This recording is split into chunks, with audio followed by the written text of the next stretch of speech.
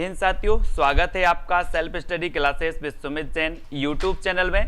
दोस्तों, आज का वीडियो स्टार्ट हो चुका है। सभी लोग लाइक करेंगे, वीडियो को शेयर भी कर देंगे। ठीक है, आज का सेशन अपना थोड़ा सा लेट चालू हुआ है, लेकिन कोई बात नहीं, सभी लोगों को वीडियो को लाइक जरूर कर देना है ना। जल्दी से स्टार्ट कर देंगे, फटाफट से सभी लोग बता देंगे। ठीक है, तो दोस्तों जो भी साथी अभी तक ग्रुप से नहीं जुड़े हैं वो 9098609291 ये आपका व्हाट्सएप ग्रुप है ना, इसमें आप जुड़ सकते हैं। और आज का अपना पहला प्रश्न है कि हिंदी का पहला उपन्यास कौन सा है। हिंदी का पहला उपन्यास बताना है।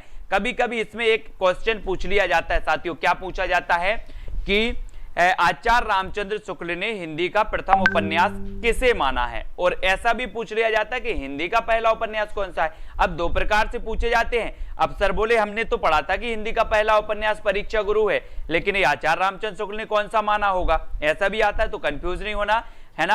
आचार्य रामचंद्र शुक्ल ने ही हिंदी का पहला उपन्यास माना है। किसे? श्रीनिवास दास का परीक्षा गुरु, यानी कि आ नंबर जो है वो बिल्कुल सही हो जाएगा। ठीक है, बिल्कुल सही, 1882। Very good.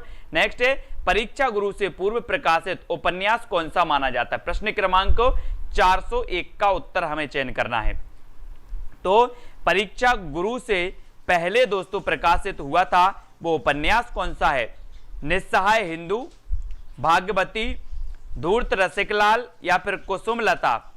तो आपको पता है कि परीक्षा गुरु से पहले जो प्रकाशित हुआ था वो हुआ था कौन? भाग्यवती। भाग्यवती यानी कि जो बी नंबर है वो बिल्कुल सही हो जाएगा। ठीक है, भाग्यवती परीक्षा गुरु से प्रकाशित होने वाला उपन्यास माना जाता है। ठीक है, नेक्स्ट है, देवकीनंदन खत्री का उपन्यास चंद्रकांता किस श्रेणी का है। ये चंद्रकांता पूछा ही जाता है हमेशा, चंद्रकांता या फिर चंद्रकांता संतति, ये दोनों ही पूछे जाते हैं। और आपको पता है कि देवकीनंदन खत्री का जो चंद्रकांता उपन्यास है वो किस प्रकार का माना जाता है। तो दोस्तों, ना ये सामाजिक माना जाता है, ना ये जासूसी माना जाता है। कौन सा माना जाता है? वो माना जाता है कौन सा? तिलिस्मी। तिलिस्मी यानी कि आपका विकल्प नंबर जो बी है वो बिल्कुल सही हो जाएगा, है ना। चंद्रकांता माना जाता है दोस्तों तिलिस्मी श्रेणी का। ठीक है, तो बी नंबर आपका बिल्कुल सही है ना। नेक्स्ट है, भाग्यवती उपन्यास किसकी कृति है। अभी भाग्यवती हमने देखा सर कि जो परीक्षा गुरु है इससे पहले भाग्यवती प्रकाशित हुआ था, लेकिन ये भाग्यवती उपन्यास किसका है? बालकृष्ण भट्ट का है, शिव प्रसाद सितारे हिंद का, श्रद्धा राम फुल्लौरी या फिर भारतेंदु हरिश्चंद्र का। यानी कि प्रश्न क्रमांक अपना 403 है। और 403 में आपको पता है कि अगर भगवान पर आप श्रद्धा करते हो, सच्ची श्रद्धा से भक्ति करते हो, तो आपका भाग्य खुल जाएगा। भाग्य जरूर खुलेगा। बोले सर मेरे भाग्य में क्या है, मुझे कुछ पता नहीं, मैं बहुत मेहनत करता हूं, परीक्षा पास नहीं होती। तो अगर श्रद्धा से भक्ति करोगे तो क्या खुल जाएगा? भाग्य खुल जाएगा। तो ये भागवती उपन्यास के जो रचनाकार होंगे वो कौन होंगे? श्रद्धाराम फुल्लौरी, यानी कि सी नंबर आपका बिल्कुल सही हो जाता है। फिर अगला क्वेश्चन पूछा जाता है, श्यामा स्वप्न उपन्यास के लेखक कौन है। इस श्यामा स्वप्न लज्जाराम शर्मा, जगमोहन सिंह, राधिका रमण प्रसाद सिंह या फिर ब्रजनंदन सहाय। यानी कि प्रश्न क्रमांक 404 और श्यामा स्वप्न यानी कि 404 में आपको पता है दोस्तों, श्यामा से श्याम, और श्याम को क्या कहा जाता था? बोले सर श्याम को मोहन भी कहा जाता था, है ना। तो उत्तर में क्या आएगा? क्या आएगा? मोहन। श्याम का संबंध मोहन से हो जाएगा। मोहन का पर्यायवाची श्याम, श्याम का पर्यायवाची मोहन। तो श्यामा स्वप्न की रचनाकार जगमोहन सिंह। जगमोहन सिंह यानी बी नंबर आपका बिल्कुल सही हो जाएगा। श्यामा स्वप्न जगमोहन सिंह जी का उपन्यास है। फिर नेक्स्ट है, परीक्षा गुरु उपन्यास के लेखक कौन है। अब दोस्तों हमने अभी तो पढ़ा था कि सर परीक्षा गुरु उपन्यास के जो उपन्यास है ये हिंदी का प्रथम उपन्यास माना जाता है। शुक्ल ने भी इसे हिंदी का प्रथम उपन्यास माना है। ठीक है, अभी परीक्षा गुरु के लेखक भी आपको पता है कैसे माना जाता है। तो यहां पर आपका विकल्प दिया है एक लाला श्रीनिवास दास। लाला श्रीनिवास दास यानी कि जो डी नंबर है, लाला श्रीनिवास दास माने जाते हैं परीक्षा गुरु उपन्यास के, जो कि हिंदी का प्रथम जो है उपन्यास माना जाता है। ठीक है, नेक्स्ट है आपका नूतन ब्रह्मचारी किसका उपन्यास है। बालकृष्ण भट्ट का, गोपाल राम गहमरी का, देवकीनंदन खत्री या फिर लज्जाराम शर्मा का। आपने पढ़ा होगा दोस्तों नूतन ब्रह्मचारी, है ना, और हम बोल देते हैं बाल ब्रह्मचारी। बाल ब्रह्मचारी और नूतन ब्रह्मचारी, है ना। तो ये नूतन ब्रह्मचारी जो उपन्यास है वो किसका होगा, वो होगा किसका, किसका है, बालकृष्ण भट्ट जी का। ठीक है, बालकृष्ण भट्ट, यानी कि आ नंबर आपका बिल्कुल सही होगा। और आपको पता है दोस्तों कि जो बालकृष्ण भट्ट जी हैं ये माने जाते हैं भारतेंदु मंडल के श्रेष्ठ माने जाते हैं, यानी कि सबसे बुजुर्ग यही थे, है ना। 1844 में इनका जन्म हुआ था बालकृष्ण भट्ट साहब का, है ना, इनको याद रखेंगे। और नूतन ब्रह्मचारी इन्हीं का उपन्यास है। ठीक है, अगला है निस्सहाय हिंदू उपन्यास का लेखक कौन है। भारतेंदु जी का जन्म 1850 में, उससे पहले 1844 बालकृष्ण भट्ट का जन्म हुआ, है ना। तो ये क्या माने जाते हैं दोस्तों, सबसे बुजुर्ग माने जाते हैं, मान के चलो कहां के, भारतेंदु मंडल के। ठीक है, तो ये चीज याद रखना, निस्सहाय हिंदू यानी कि प्रश्न क्रमांक 407 में हमें चयन करना है। और 407 जो आपका होगा कि ये निस्सहाय हिंदू कहां जाएंगे, राधा और कृष्ण के पास जाएंगे, राधा कृष्ण की भक्ति करने जाएंगे। और बी नंबर आपका राधा कृष्ण की भक्ति करने जा रहे हैं कौन, निस्सहाय हिंदू। तो निस्सहाय हिंदू उपन्यास है राधा कृष्ण दास जी का। ठीक है, अगला है गोपाल राम गहमरी का उपन्यास अद्भुत लाश, है ना। अद्भुत लाश किस तरह का है, आपको पता है दोस्तों, गोपाल राम जो गहमरी हैं, है ना, इन्होंने क्या की, जासूसी यानी कि अद्भुत लाश, सरकटी लाश, है ना, ये पूछी जाती है ना। तो 408 में आपका सही उत्तर होगा कि सर ये अद्भुत लाश हो या फिर सरकटी लाश हो, ये दोनों ही आपकी किसकी हैं, ये जासूसी उपन्यास जासूसी है, यानी कि बी नंबर जासूसी श्रेणी की मानी जाती हैं, है ना, इसको याद रखेंगे। और ये रचना किसकी है, गोपाल राम गहमरी के उपन्यास माने जाते हैं अद्भुत लाश, सरकटी लाश और जासूसी माने जाते हैं। ठीक है, नेक्स्ट है आपका अधखिला फूल। अधखिला फूल किस प्रकार का उपन्यास है, प्रश्न क्रमांक है 409। और 409 में दोस्तों आपका क्या हो जाएगा, हम बोलते हैं कि क्या होता है, समाज में अधखिला फूल हम किसी को नहीं देते, है ना। जब पूरा फूल खिल जाता है तभी हम किसी को देते हैं। ठीक है, तो आपको अधखिला जो फूल है वो किसी को नहीं देना है। और ये जो समाज में, तो सामाजिक है अधखिला फूल। ठीक है, सा नंबर आपका बिल्कुल सही होगा, सी नंबर आपका सही हो जाएगा। ठीक है, अगला क्वेश्चन आपको बताना है, नेक्स्ट है माधवी माधव का मदन मोहिनी उपन्यास का लेखक कौन है। माधवी माधव का मदन मोहिनी मदन मोहिनी याद रखना, ये उपन्यास है किसका, माधवी माधव का है। और इस उपन्यास माधवी माधव का जो मदन मोहिनी है ये उपन्यास है। इस उपन्यास के लेखक हमें बताना है, यानी कि प्रश्न क्रमांक 410। और 410 में आपका सही आंसर होगा वो क्या हो जाएगा, वो होगा किशोरीलाल गोस्वामी का। किशोरीलाल गोस्वामी, यानी कि ये नंबर आपका बिल्कुल सही है। ठीक है, माधवी माधव का मदन मोहिनी उपन्यास किशोरीलाल गोस्वामी का है, ये नंबर सही है।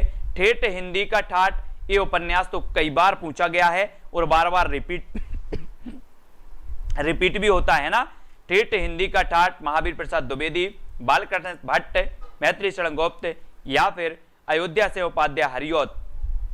और दोस्तों चयन करना है, बोले सर ये जो उपन्यास है ठेठ हिंदी का ठाठ ये हरिऔध का है, हरिऔध का। और डी नंबर इनका जो प्रथम रचना मानी जाती है, कौन सी मानी जाती है, कृष्ण शतक, है ना। रस कलश भी है इन्हीं का।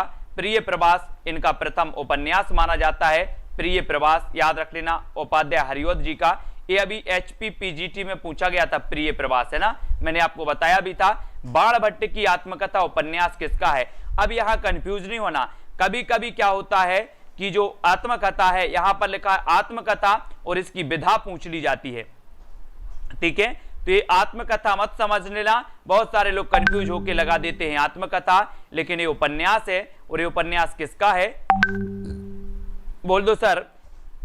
कि बाण भट्ट की जो आत्मकथा है वो एक बार नहीं लिखी गई, कितनी बार लिखी गई, हजारों बार लिखी गई। तो ये बाण भट्ट की आत्मकथा उपन्यास के लेखक भी कौन होंगे, हजारों बार लिखी गई तो हजारी प्रसाद द्विवेदी, है ना। बाण भट्ट की आत्मकथा हजारी प्रसाद द्विवेदी। नेक्स्ट है कुसुम कुमारी उपन्यास किसने लिखा। प्रश्न क्रमांक 413 का उत्तर बताना है अरविंद सिंह जी, मनोज कुमार जी। 413 में आपका बिल्कुल सही आंसर होगा कि सर ये कुसुम कुमारी है, काय के लिए, देवकी नंदन खत्री, है ना, देवकीनंदन खत्री, है ना, तो सी नंबर आपका बिल्कुल सही होगा। ये देवकीनंदन खत्री जी की है कुसुम कुमारी उपन्यास और सी बिल्कुल सही है। ठीक है, इसको याद रखेंगे, बिल्कुल सही। हिंदी नवजीवन बाणभट्ट की आत्मकथा 1946, हजारी प्रसाद द्विवेदी, बिल्कुल राइट। इनमें से कौन सा उपन्यास पत्रात्मक शैली में लिखा गया? पत्रात्मक शैली में बताना है दोस्तों। चंद हसीनों के खतूत, परख, है ना, चित्रलेखा या फिर निर्मला। तो चंद हसीनों के जो खतूत है ये लिखा गया या फिर परख लिखा गया पत्रात्मक शैली में। और प्रश्न क्रमांक 414 में आपको पता है ये चंद हसीनों के खतूत, चंद हसीनों के खतूत ये किसका उपन्यास है? आपको उत्तर बताना है। ये चंद हसीनों के खतूत पत्रात्मक शैली में लिखा गया उपन्यास और कई बार पूछा गया है चंद हसीनों के खतूत। ठीक है, ये नंबर आपका बिल्कुल सही होगा। और शुरू में किस उपन्यास का पठन सुख लेने के लिए लोगों ने हिंदी पढ़नी सीखी थी? किस उपन्यास का पठन सुख लेने के लिए लोगों ने हिंदी सीखी थी दोस्तों? तो वो बतानी है। अनूठी बेगम, है ना, या फिर गुप्त गोदना, चंद्रकांता संतति या फिर पुतली महल। तो ये आपका सही होगा, है ना, हाँ वेरी गुड। ये आपका होगा कैसा?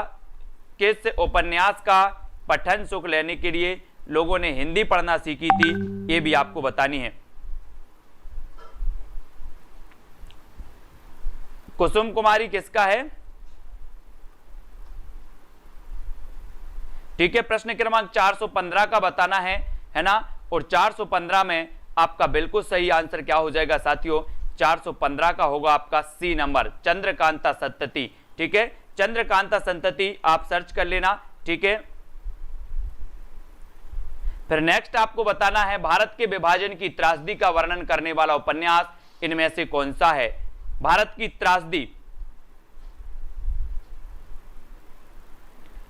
त्रासदी का वर्णन करने वाला उपन्यास आपको बताना है ना,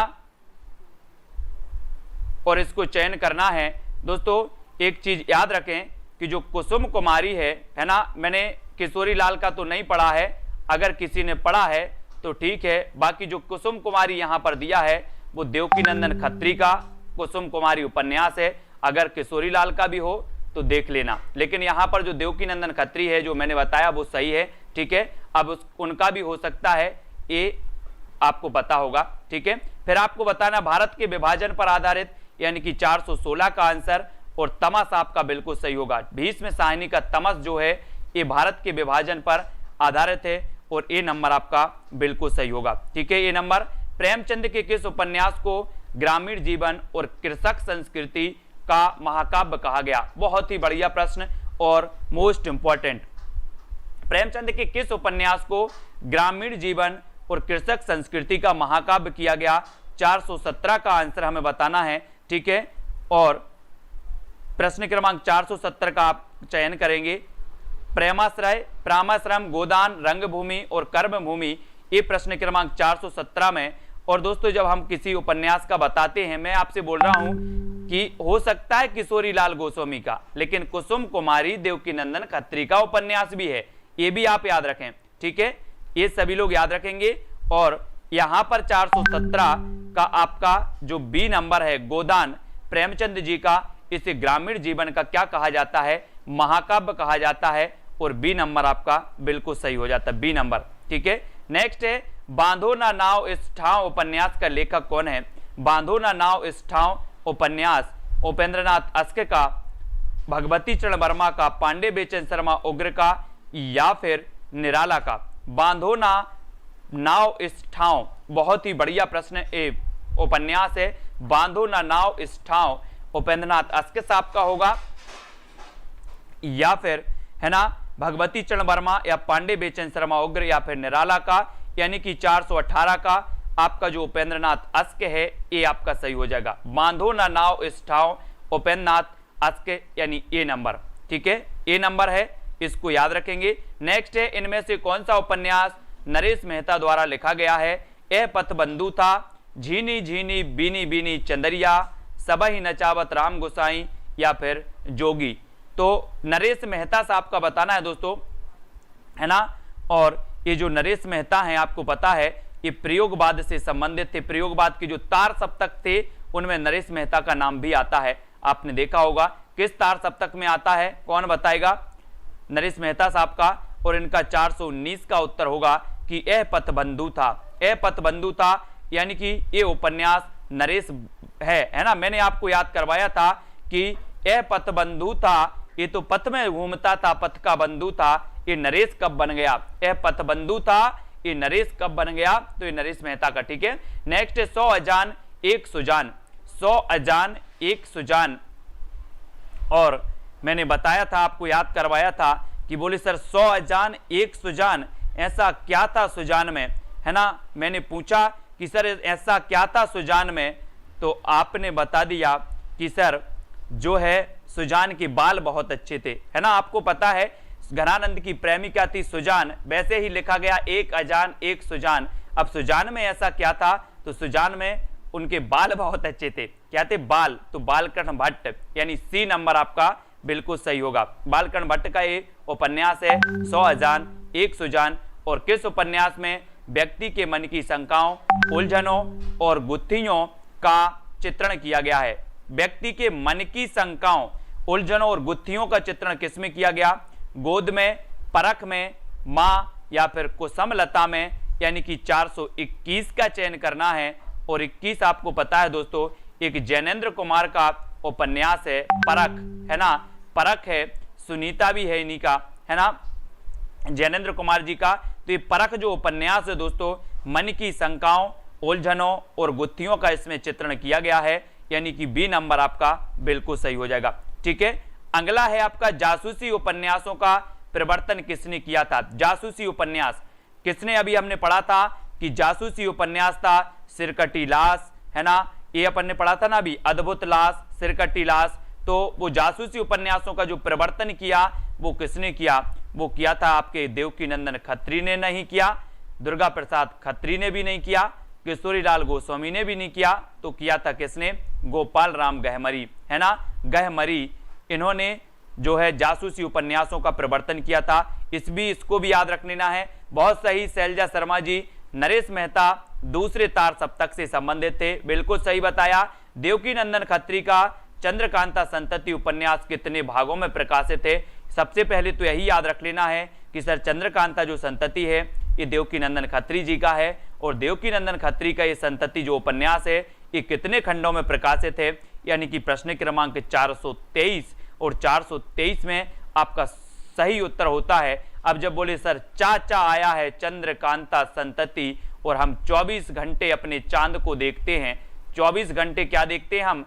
चांद को देखते हैं। और यहाँ पर आया है चंद्र, और चांद को हम 24 घंटा ही देखते हैं, तो 24 भागों में ये प्रकाशित है, यानी सी नंबर। अब सभी लोग देख लेना, चांद को कितने घंटे देखना है? 24 घंटे। ठीक है, कितने घंटे? 24। तो चंद्रकांता संतति कितने भागों में प्रकाशित हुआ? 24 भागों में। ठीक है, प्रेमचंद का प्रथम उपन्यास कौन सा है? यानी कि आपको 424 का उत्तर बताना है। और 424 में आपका सही आंसर क्या होगा? सेवा सदन, प्रेमा, कर्मभूमि या फिर निर्मला। प्रेमचंद का प्रथम उपन्यास बताना है। और आपको पता है कि जो 424 में आपका सही आंसर प्रेमचंद जी का बताना है, तो आपका राइट आंसर हो जाएगा क्या? इनका माना जाता है दोस्तों, कौन सा माना जाता है? प्रेमा। प्रेमा माना जाता है प्रथम उपन्यास, प्रेमा। ठीक है, यानी बी नंबर आपका सही हो जाएगा, प्रेमा।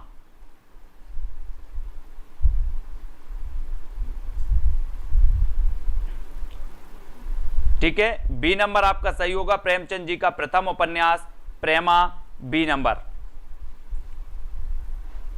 ठीक है, बहुत सारे लोग कंफ्यूजन है ना।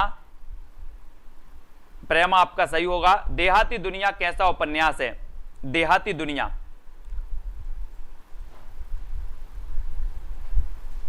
ऐतिहासिक, सामाजिक, आंचलिक, पौराणिक। बिल्कुल सही, हिंदी नवजीवन। प्रेमा 1907, सेवा सदन 1918, कर्मभूमि 1933 और निर्मला 1927। 23, कर्मभूमि 23, है ना। देहाती दुनिया कैसा उपन्यास, ये चीज बतानी है।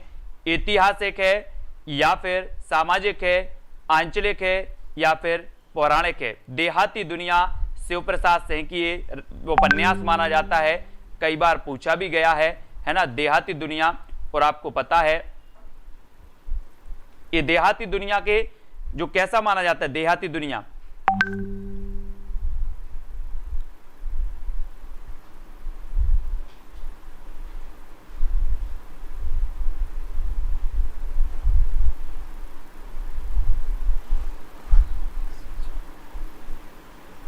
और आपको पता है दोस्तों प्रश्न क्रमांक 425 में आपका आंचलिक हो जाएगा, ये आंचलिक माना जाता है, आंचलिक है ना, इसको याद रखेंगे, ठीक है। देहाती दुनिया। अगला है भगवती चरण वर्मा। भगवती चरण वर्मा बताना है ना। और कर्मभूमि चेक करना जरा, 1932 है या फिर 33, कर्मभूमि सभी लोग चेक करना है ना।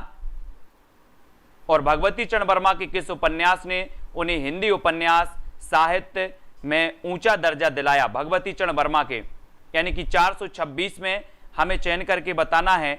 और 426 का आपका सही उत्तर होगा चित्रलेखा। चित्रलेखा कई बार पूछा है, मैंने आपको बताया भी था कि भगवती, आपके प्रथम पन्ने पर भगवती का चित्र होना चाहिए। आपकी जो रजिस्टर है, कॉपी है, उस पर किसका चित्र होना चाहिए? भगवती चरण वर्मा का। और उन्हें हिंदी उपन्यास साहित्य का ऊंचा दर्जा दिलाया था भगवती चरण वर्मा को। पांडे बेचन शर्मा उग्र के किस बहुचर्चित उपन्यास को बनारसी दास चतुर्वेदी ने घासलेटी साहित्य कहा था?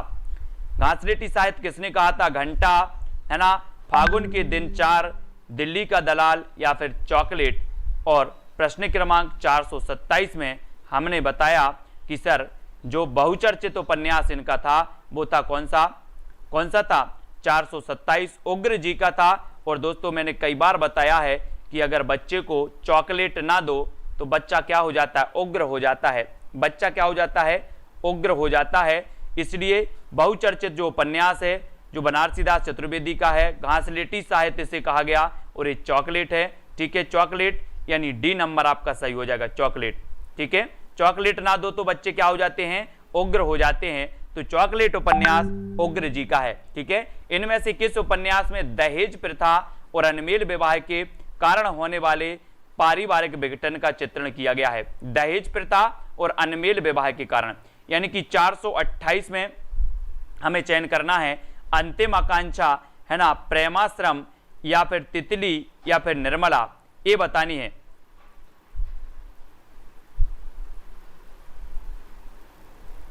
और आपका सही उत्तर होगा 428 में क्या हो जाएगा? निर्मला। दहेज प्रथा और अनमेल विवाह, एक क्वेश्चन पूछा भी गया है दोस्तों, मैंने शायद पीजीटी में देखा था या कुछ में, कि अनमेल विवाह से संबंधित जो उपन्यास है वो कौन सा है? अनमेल विवाह, निर्मला है ना, ये 27 माना जाता है इसका रचना काल है ना। और ये दहेज प्रथा 1927, दहेज प्रथा और अनमेल विवाह से संबंधित, इसको याद रखेंगे, ठीक है, निर्मला। अगला है मनोवैज्ञानिक उपन्यासों की परंपरा में किस रचना की गणना नहीं की जाती? है ना, निर्मला सतई, ऐसा कर लेना, निर्मला सतई, निर्मला सतई यानी कि 27, निर्मला सतई तो 27, ठीक है, इस प्रकार से है ना। और इसमें अनमेल विवाह की समस्या को, दहेज प्रथा की समस्या को उठाया गया। मनोवैज्ञानिक उपन्यासों की परंपरा में किस रचनाकार की गणना नहीं की जाती?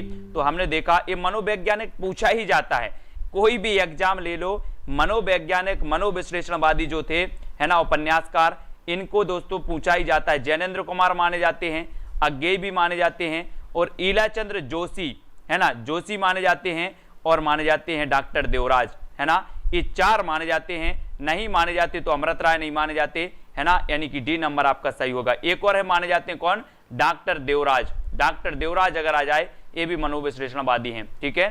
गोद और अंतिम आकांक्षा उपन्यासों का लेखक कौन है? गोद और अंतिम आकांक्षा उपन्यासों का लेखक बताना है, यस जी है ना। उत्तर क्या है? राधिका रमण प्रसाद से हैं, भगवती प्रसाद वाजपेयी, सियाराम शरण गुप्त या फिर राय कृष्ण दास। यानी कि गोद और अंतिम आकांक्षा ये उपन्यास बतानी है। प्रश्न क्रमांक 423, और 423 में आपका बिल्कुल सही जो आंसर हो जाएगा कि गोद, हमें गोद में जाना है ना। क्या अंतिम आकांक्षा व्यक्ति की क्या होती है? जब व्यक्ति इस संसार से जाने लगता है तो उसकी अंतिम आकांक्षा होती है कि हमें सियाराम की गोद मिल जाए, हमें सियाराम की गोद में जाना है। अब इस लोक से हम सियाराम की गोद में जाएंगे तो अंतिम आकांक्षा होती है कि हमें सियाराम की गोद में जाना है। तो अंतिम आकांक्षा और गोद, ये उपन्यासों के लेखक होंगे सियाराम शरण गुप्त, सियाराम की शरण मिल जाए, है ना, इस प्रकार से। तो सी नंबर आपका बिल्कुल सही होगा। वृंदावन लाल वर्मा के इन उपन्यासों में कौन सा उपन्यास ऐतिहासिक पृष्ठभूमि पर लिखा गया? आपको पता है दोस्तों कि वृंदावन लाल वर्मा, एक क्वेश्चन पूछा जाता है कि वृंदावन लाल वर्मा किस प्रकार के उपन्यासकार माने जाते हैं, तो ये माने जाते हैं ऐतिहासिक, है ना। अब इनका कौन सा उपन्यास है जो ऐतिहासिक पृष्ठभूमि में लिखा गया, वो हमें यहां बतानी है, यानी कि 431 का आंसर। और 31 का इनका है दोस्तों गढ़ कुंठार। और आपको पता है कि पुराने जमाने में हम पढ़ते थे राजा महाराजाओं के गढ़ हुआ करते थे, गढ़ हुआ करते थे, जो इतिहास की बात है, गढ़ हुआ करते थे तो इतिहास की बात है। और यहां पर ऐतिहासिक पूछा है तो गढ़ आया है, गढ़, और गढ़ से हमें लगता है कि इतिहास की बात हो रही है ना। तो सा नंबर आपका बिल्कुल सही हो जाएगा, सी नंबर, ठीक है। अज्ञेय के उपन्यास शेखर एक जीवनी का मूल मंतव्य क्या है? पुरुषत्व का बखान, अंतर्विरोधों का चित्रण, स्वतंत्रता की खोज, या फिर प्रेम की पहचान। यानी कि प्रश्न क्रमांक 432 में हमें चयन करना है अज्ञेय के उपन्यास शेखर एक जीवनी का मूल मंतव्य क्या होता है। और आपने 432 में बिल्कुल सही आंसर चयन किया है कि सर स्वतंत्रता की खोज, स्वतंत्रता की खोज, सी नंबर आपका सही होगा, सी नंबर। सच्चिदानंद हीरानंद बादशाह अज्ञेय साहब हैं और स्वतंत्रता की खोज आपका बिल्कुल सही होगा। जहाज का पंछी उपन्यास किसने लिखा दोस्तों? जहाज का पंछी अज्ञेय जी ने, ईला चंद्र जोशी, जैनेन्द्र कुमार, या फिर उपन्यास ने, है ना।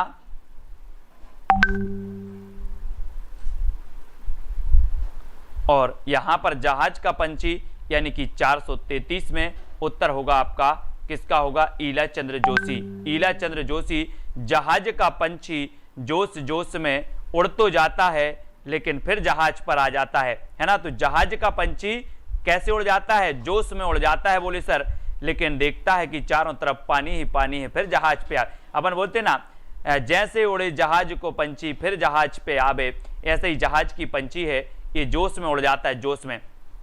सती मैया का चोरा, सती मैया का चोरा किस दृष्टिकोण से लिखा गया?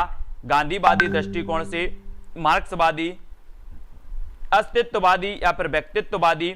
यानी कि 434 में सती मैया का चोरा ये लिखा गया दोस्तों। आपको पता है कि जो प्रगतिवाद है ये मार्क्सवाद से प्रभावित माना जाता है ना। और आपका सही है कि जो सती मैया का चोरा है ये मार्क्सवादी दृष्टिकोण से लिखा गया उपन्यास है, यानी बी नंबर आपका बिल्कुल सही होगा, बा नंबर आपका सही होगा। सभी लोग वीडियो को लाइक जरूर करेंगे। तिलिस्मी उपन्यासों की परंपरा की शुरुआत किसने की? तिलिस्मी उपन्यासों की, यानी कि 435 केशोरीलाल गोस्वामी, गोपाल राम गहमरी, देवकीनंदन खत्री, या फिर दुर्गा प्रसाद खत्री ने। तो 435 में आपका बिल्कुल सही होगा दोस्तों, तिलिस्मी, है ना।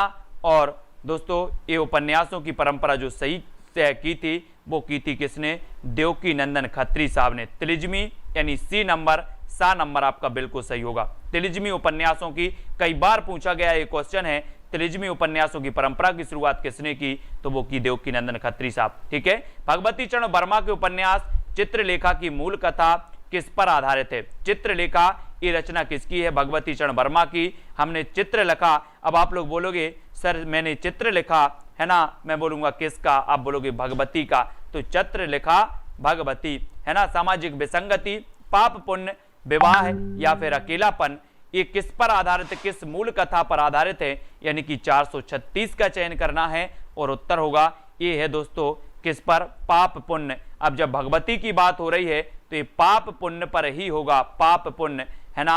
अपन जाते भगवती के पास कि थोड़ा पुण्य मिल जाए, है ना। तो पाप पुण्य पर आधारित है चित्रलेखा, है ना। और अगला है मेला आंचल किस प्रकार का उपन्यास माना जाता है? मेला आंचल फणीश्वरनाथ रेणु साहब का ऐतिहासिक है, सामाजिक है, आंचलिक है, या फिर राजनीतिक है? यानी कि 437 का उत्तर बताना है। और 437 में आपका उत्तर होगा किसका होगा? मेला आंचल किस प्रकार का उपन्यास है? तो वो उपन्यास आपका सभी को पता है कि सर जो मेला आंचल है आंचलिक उपन्यास माना जाता है, यानी कि सा नंबर बिल्कुल सही होगा। प्रथम आंचलिक उपन्यास भी यही माना जाता है, ठीक है ना। नेक्स्ट है धर्मवीर भारती का गुनाहों का देवता किस कारण लोकप्रिय हो गया, और आपको मैंने कई बार याद करवाया, कभी कभी पूछा जाता है गुनाहों का देवता उपन्यास किसका है, तो आप बता देते हो कि सर गुनाह करते करते इतने गुनाह कर दिए कि देवता बन गए, अब धर्म की शरण में आना है। धर्म की शरण में आना है तो धर्मवीर भारती, और 438 में आपका उत्तर हो जाता है भावुकता तथा रोमानियत। लोग क्या करते हैं, भावुकता में रोमानियत में गुनाह करते जाते हैं, गुनाह करते जाते हैं और गुनाहों के देवता बन जाते हैं, फिर सोचते हैं कि अब हमें धर्म की शरण में आना चाहिए। जब उनको लगता है कि ये संसार तो नश्वर है, हम क्या कर रहे हैं, लोगों की बुरा भला कर रहे हैं, गुनाह कर रहे हैं, तो वो धर्म की शरण में आते। तो धर्मवीर भारती और ये भावुकता तथा रोमानियत पर आधारित है, ये नंबर बिल्कुल सही है। अलग अलग बेतरनी उपन्यास किसने लिखा, यानी कि 439 में हमें चयन करना है, और 39 में आपका सही उत्तर हो जाता है अलग अलग बेतरनी। और ये अलग अलग बेतरनी जो उपन्यास है दोस्तों, ये है शिव प्रसाद सिंह का, शिव प्रसाद सिंह, है ना। आपको पता है कि शिव का प्रसाद अलग अलग बेतरनी को देना है, अलग अलग बेतरनी को, है ना, अलग अलग बेतरनी का शिव का प्रसाद, अलग अलग बेतरनी। और आधा गांव उपन्यास किसने लिखा, आधा गांव कैसा है, मैंने याद करवाया था कि सर हमारा आधा गांव तो मासूम है, आधा गांव कैसा है, मासूम है, तो आधा गांव उपन्यास किसने लिखा होगा, ये आपको चयन करके उत्तर बताना है। और दोस्तों बहुत सारी चीजें अपन ने आज पढ़ ली, बहुत सारी, है ना, लिख भी ली हैं। अब एक क्लास मेरी 11 बजे होती है MP GK की, उसके लिए मुझे नोट्स भी बनाना है, उसका नोट्स मैंने तैयार नहीं कर पाए, है ना। और दोस्तों आधा गांव उपन्यास बतानी है, और आपका सुबह की क्लास का भी नोट्स मेरे पास आज नहीं है, तो लगभग आज आपका मान के चलो कि 2 से 3 बजे तक मुझे जगना पड़ेगा और आपके नोट्स बनाने होंगे कल की क्लास के लिए, आपके लिए, है ना। तो कल हम रीतिकाल के ट्रिक से पढ़ेंगे दोस्तों। कल सुबह रीतिकाल के जो नामकरण हैं, लगभग 17 से 18 नामकरण किया है ना, विद्वानों ने, वो कल ट्रिक से पढ़ेंगे। उसकी ट्रिक भी मैं अभी नोट्स बनाऊंगा, है ना, और अभी MP GK के अभी नोट्स बनाना है। और आधा गांव उपन्यास किसने लिखा, ये चीज भी आपको बतानी है, तो ये लिखा है राही मासूम रजा। आधा गांव कैसा है, मासूम है, तो राही मासूम रजा। ये पूछा भी गया है दोस्तों, आधा गांव अभी PGT में ही पूछा गया, शायद PGT जो आपका हुआ था उसमें ही पूछा गया आधा गांव, राही मासूम रजा, बी नंबर बिल्कुल सही है, ठीक है। तो वीडियो को लाइक और शेयर अवश्य करेंगे, सभी लोगों को लाइक जरूर ठोकना है ना, और वीडियो को शेयर भी करना है दोस्तों। सीमा कुमारी जी, सोदम नितेश जी, दीपिका, सुनीता जी और कमला ठाकुर जी, जो भी साथी ग्रुप से नहीं जुड़े हैं प्लीज वो ग्रुप से जुड़ जाएं। 9098609291, ठीक है, 609291, 9098609291। सुबह 9:30 बजे आता है दोस्तों अपना टिर्की वीडियो। मैं सभी से बोलूंगा कि अपना एक 10 घंटे का पूरा हिंदी साहित्य का निचोड़ 10 घंटे का एक वीडियो डला है, वो वीडियो सभी को देखना है। और सुबह दोस्तों आपको पता है सुबह 9:30 बजे वाला पूरा लगभग 50 वीडियो आपके टिर्की वीडियो हो चुके हैं। टारगेट है 100 वीडियो का, टिर्की वीडियो का, 50 वीडियो की हिंदी साहित्य का इतिहास ट्रिक प्लेलिस्ट में जाके देखें, वहां पर आपको पूरा मिल जाएगा, ठीक है। मोनिका, माधुर जी, पूजा, अखिलेश, अरविंद जी, सनुजा, स्वीटी जी, रोहित GK एग्जाम गुरु, S रत्ती जी, निकिता तनवर जी, है ना, और स्वाति जी, रंजना जी, बबीता जी, मोनिका जी, प्रीति, अशोक जी, ठीक है, गीता जी, प्रीति बच्चन जी, सभी लोग वीडियो को लाइक जरूर करें, ठीक है। और प्लेलिस्ट में पूरी मैंने डाल दी है हिंदी साहित्य का इतिहास ट्रिक, पूरे 50 वीडियो आपके दोस्तों प्लेलिस्ट में डले हैं, वो जाकर के देखेंगे। और एक 10 घंटे का वीडियो है, 2 6 घंटे के वीडियो हैं, तो हिंदी में बहुत सारे हैं। आप किसी भी एग्जाम की तैयारी कर रहे हैं, मैंने आधा हिंदी साहित्य आपको ट्रिक से पूरा बता दिया है दोस्तों, अगर आप पढ़ लेते हैं तो जरूर आपको मिल जाएगा, ठीक है। तो वीडियो को लाइक और शेयर जरूर करना है। और हम तो जाते अपने गांव, सबको राम राम राम, ठीक है, बहुत बढ़िया।